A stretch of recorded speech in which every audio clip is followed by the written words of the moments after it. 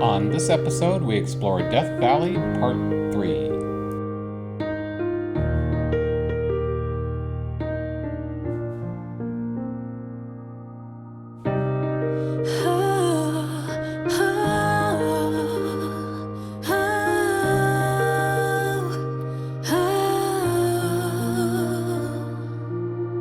갇혀있던 미로 속에서 마주했던 건 wall after wall. At the end of day 6, we came out of Titus Canyon, crossed through Death Valley back into Panamint Valley, and decided to camp for the night on the western side of Panamint Valley near some old mine sites. We tucked ourselves in next to a hillside here because it looked like it was going to be another one of those windy nights, which can happen in Death Valley every now and then. And we kind of made our vehicles into a little corral to try and kind of block us from the wind while we were cooking and relaxing. However, the wind never really came up that night. It ended up being a fairly calm night for wind, and so we were fairly lucky. And then the next morning, we started heading up a road to some mine sites up the hill from where we were located. And this is just a video of us on this road. Sometimes GoPro doesn't really show you exactly how kind of rocky and difficult a path may be at times, I think. But we definitely needed to take this road fairly slow, and it was fairly slow going all the way up to the mine site on this day, only because the rocks were sharp and there was some clearance issues with some of the rocks in the road, and tire placement was going to be important. So last thing we wanted to do towards our last days on this trip was have a punctured tire or some sort of mechanical issue because we banged against a differential. So we were just taking it easy and going from there.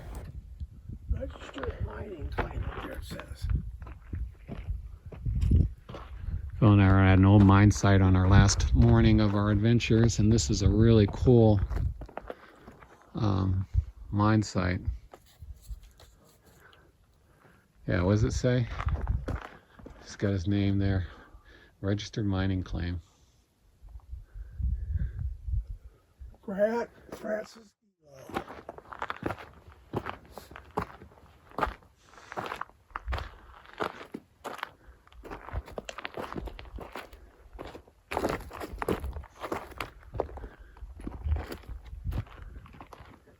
You can see the views of the valley from here. Pretty crazy. But yeah, this is a pretty substantial mining operation at one time. For sure, with running cables up the mountain there to this spot to bring ore down those cables. It's pretty amazing.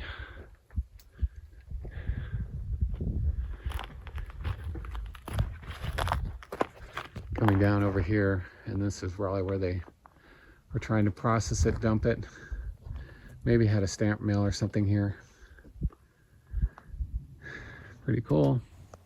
So as you can see on the graphic above, the Little Mack Mine was operated from about 1930 to 1937 as a gold mine. I assume the Minnietta mine next door to this one was also a gold mining operation. And that is actually what you see in the picture there. In the distance, you can see from the Little Mack Mine. The Minnietta mine, I think is how it's pronounced. And there are some pretty cool videos on YouTube of people going in and exploring these mines. One of them where they go way up the hill following that cable line to the mine entrance. And it's just a very interesting mine site to go take a look around and see a part of history. This engine block may be or may have been used for operating the cable line or the trolley line that carried the ore carts down to the stamp mill, or maybe perhaps were used in some sort of way for the hammer mill operation. Hard to say, or just some other general piece of equipment that was on the property. After we explored the mine, we got back on the trail back down to the main road, and so it kind of just shows you the view that we had of Panamint Valley here, and again, taking it fairly easy over the rocks and bumps and just making a slow way back to the main trail. And where we're headed to now is called the, I believe it's pronounced Naidu or Naidu Trail. It's a national recreation trail in Panamint Valley. And at this point, we're basically back on that trail and heading towards Panamint Springs is our next destination. And so I hope you guys like this part of the video.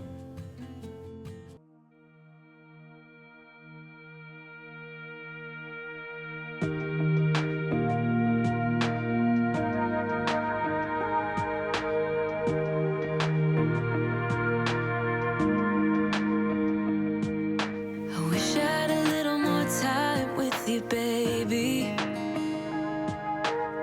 time to figure out what this could be. I dreamt of a life in a small town that wasn't enough for you somehow.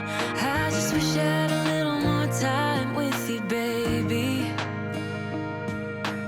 Weeks and months and years they passed, and I knew it wouldn't last. When tears streamed down my face, my mama said, all the nights that end in heartbreak gonna pay off someday.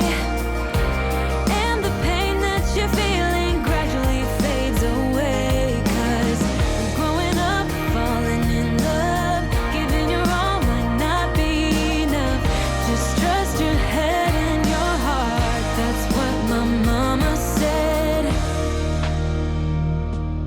I wish I could freeze this moment, just never let it end. Walking through the snow when you're taking my hand. All of those late nights on your couch when we just talked until midnight. I just wish I could freeze this moment, babe. Weeks and months and years they passed, and I knew it wouldn't last. When tears streamed down my face, my mama said, all the nights that end in heartbreak gonna pay off someday. And the pain that you're feeling gradually fades away. 'Cause growing up, falling in love, giving your all might not be enough. Just trust your head and your heart, that's what my mama said. Weeks and months and years they passed, but then I found something I knew would last. Just like my mama said,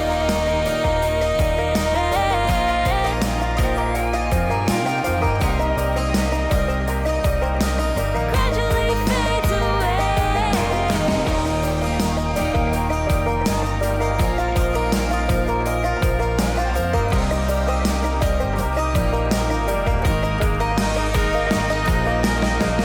All the nights that end in heartbreak gonna pay off someday. And the pain that you're feeling gradually fades away.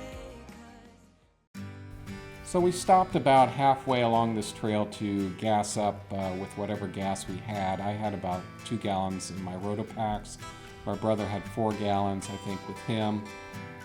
Next time, if I was to recommend to somebody, if they're taking a multi-day trip to Death Valley and really want to explore some remote areas like Warm Springs and north of Warm Springs, to take at least 8 gallons of gas with you. That may sound excessive, but when you're out in extremely remote areas, you'll be glad you did. And give you confidence that you can go just about anywhere you want and still get back to a gas station. And so I hope you enjoy this next section of the video as we make our way back to the highway.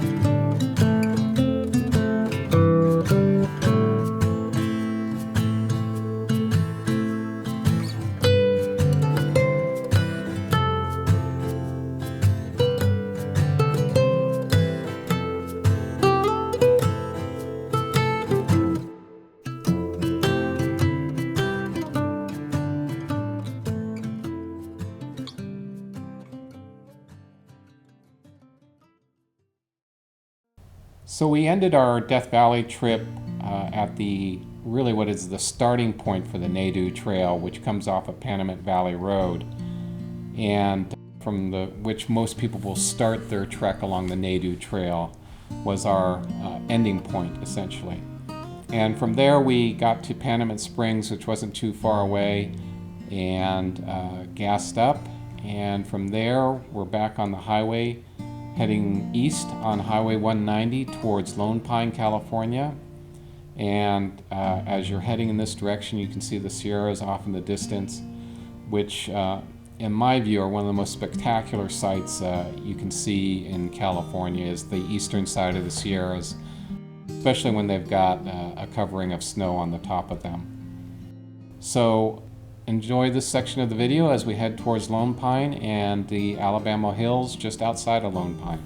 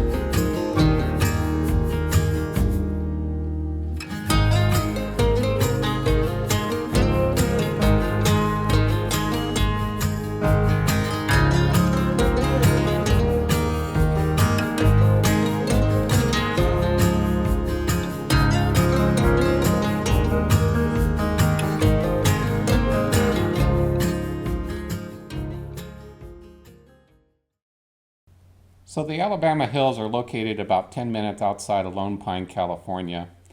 They have magnificent views of the eastern Sierras, and there are dispersed camping sites throughout the Alabama Hills, which you can stay at for essentially no fee, although I hear that might be changing. And there are some areas on the west side of Movie Road which are apparently day use only. But it is a beautiful area to camp and a beautiful views of the Sierras, and hopefully you like this section of the video.